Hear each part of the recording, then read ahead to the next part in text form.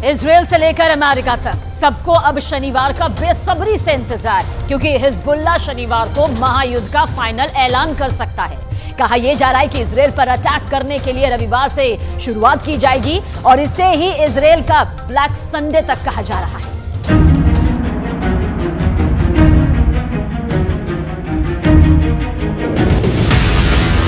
दक्षिणी लेबनान में पहला धमाका और फिर कुछ सेकंड के बाद हुआ दूसरा धमाका। ये लेबनान का गांव कफार किला है और यहां इजराइल ने जमकर बम बरसाए। ये इजराइल और लेबनान के मिलिशिया हिजबुल्लाह के बीच डायरेक्ट युद्ध है, जिसके शोले अब पूरी दुनिया को जला सकते हैं। हिजबुल्लाह ने ऐसा ऐलान किया है कि इजराइल के लिए अगला रविवार ब्लैक संडे बन सकता है। हिजबुल्लाह के महासचिव हसन नसरल्लाह का शनिवार को फिर से एक भाषण होगा। गारंटी दी जा रही है कि इजराइल के खिलाफ युद्ध का ऐलान इस बार पक्का है, यानी हसन नसरल्लाह की सैटरडे स्पीच में इस बार इजराइल के खिलाफ रविवार के बड़े यलगार का ऐलान होने वाला है। इजराइल और हिजबुल्लाह लड़ाई में हमले दोनों तरफ से हो रहे हैं। रॉकेट दोनों तरफ से दागे जा रहे हैं, तोपखाने दोनों तरफ खुले हुए हैं। लेकिन जब हिजबुल्लाह के ठिकानों पर इजराइल का बम गिरता है तो धमाका बड़ा होता है।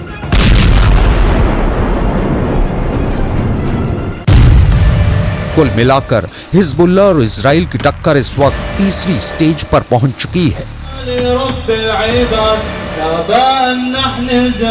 ये लेबनान की राजधानी बेरूत है और यहाँ हिजबुल्लाह के एक लड़ाके का जनाजा निकला है।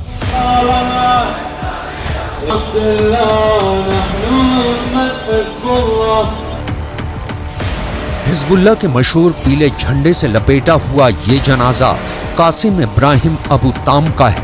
कासिम इजराइल के बॉर्डर पर लड़ते हुए मारा गए और अब उसकी मैयत में सैकड़ों लोग यहाँ जमा हुए हैं।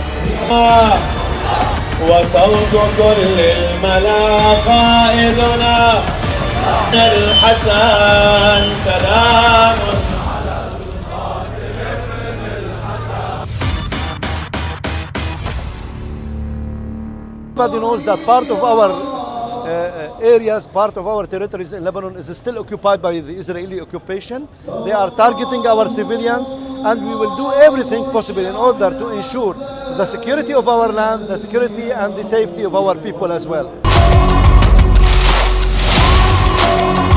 गाजा में अलग अलग इजराइल लेबनान बॉर्डर पर जो धीमा धीमा युद्ध चल रहा है, उसमें हिजबुल्लाह के 60 से ज्यादा लड़ाके इजराइल के अटैक में मारे जा चुके हैं, जबकि इजराइल के 9 सैनिक हिजबुल्लाह के हमले में जान गंवा चुके हैं। सवाल है कि इस युद्ध में अब शनिवार को हसन नसरल्लाह का दूसरा भाषण क्या इजराइल के लिए अगला दिन ब्लैक संडे साबित कर सकता है?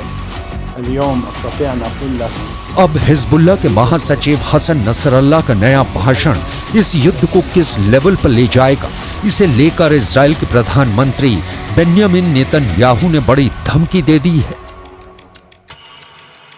תקפנו מטרות רבות של חיזבאללה, חיסלנו מחבלים רבים, ואני שב ואומר, אם חיזבאללה יבחר להיכנס למלחמה,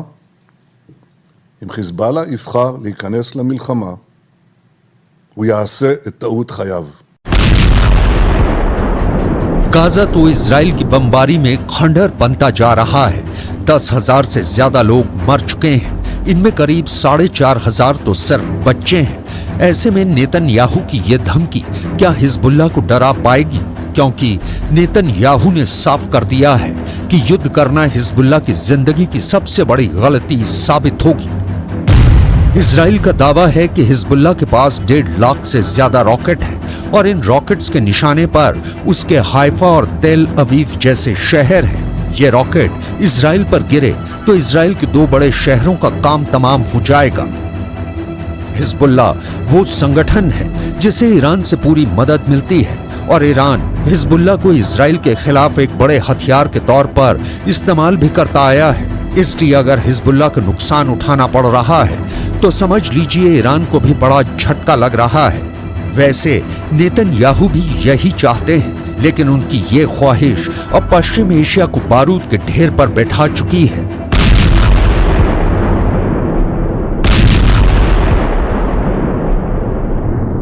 Kind of genocidal war by the Israelis is targeting humanity everywhere, and every human being who has one shred of humanity, he should be concerned about what's really happening, and he should voice out, vent and his anger, and he should do everything possible in order to help the people of Gaza. We in Lebanon, as Hezbollah, we're doing our part of the job against this occupation. लेकिन इसमें कोई शक नहीं कि अब Hezbollah का खतरा America भी महसूस कर रहा है, क्योंकि इजराइल को बचाने आए अमेरिका की जंगी जहाज अब हिजबुल्लाह के टारगेट पर आ चुके हैं।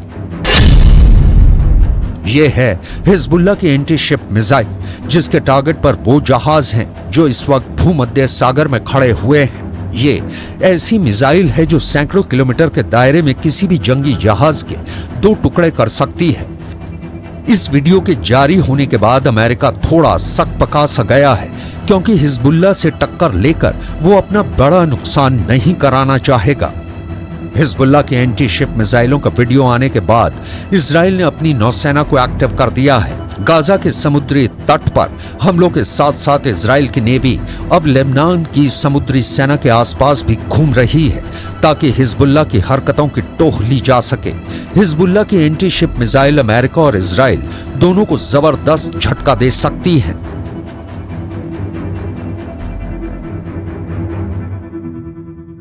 אנחנו ננצח. אנחנו לא נעצור עד לניצחון. אני עומד בקשר רצוף עם נשיא ארצות הברית ג'ו ביידן. אנחנו מאוד מעריכים את תמיכתו, את התמיכה של הממשל האמריקני, את התמיכה של העם האמריקני. इस वक्त इजराइल और अमेरिका के लिए 4H बहुत बड़ा खतरा बन चुके हैं। इन 4H के बारे में बहुत गौर से समझिएगा, क्योंकि इन 4H को ईरान का पूरा समर्थन है। H से हमास, H से हिजबुल्लाह यानी लेबनान का मिलिशिया, H से इराक का मिलिशिया हशद अल शाबी, H से हुथी यानी यमन का विद्रोही गुट। यमन के हुथी विद्रोहियों ने इजराइल के खिलाफ कई ड्रोन लॉन्च करने का वीडियो जारी किया है।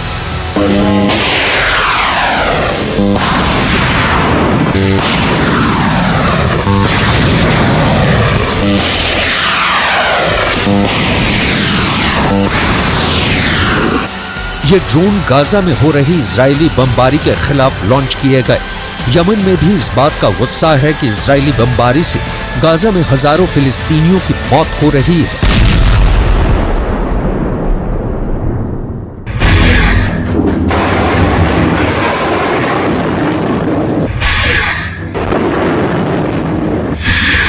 इजराइल के शहर टारगेट पर हैं और गाजा में बमबारी के खिलाफ हिजबुल्लाह और हुथी दोनों ने अपना हथियार गोदाम खोल दिया है।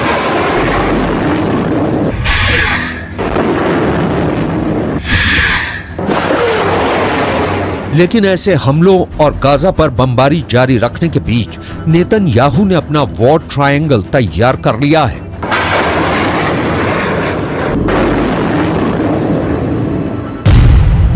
नेतन्याहू के वॉर ट्रायंगल में सबसे बड़ा कोना गाजा में हमास का पूरी तरह से खात्मा है।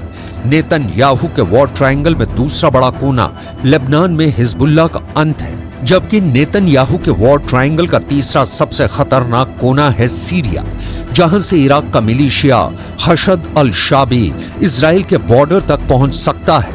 यही वजह है कि सीरिया पर इजराइल की एयरफोर्स ने हमले तेज कर दिए हैं। ये तीनों जगह इजराइल के बॉर्डर से लगी हुई हैं और इजराइल इन्हें अपने खिलाफ सबसे बड़ा खतरा मानता है।